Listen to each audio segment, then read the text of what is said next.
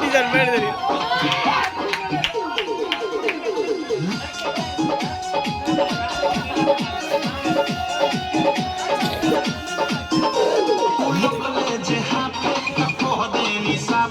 जवानी के लपक गईले बा होई धर कुछो तो कर ई मनवाए राजा बहक गईले बा नकले जे हाथे तो कह देनी साथे किया की जवानी के लपक गईले बा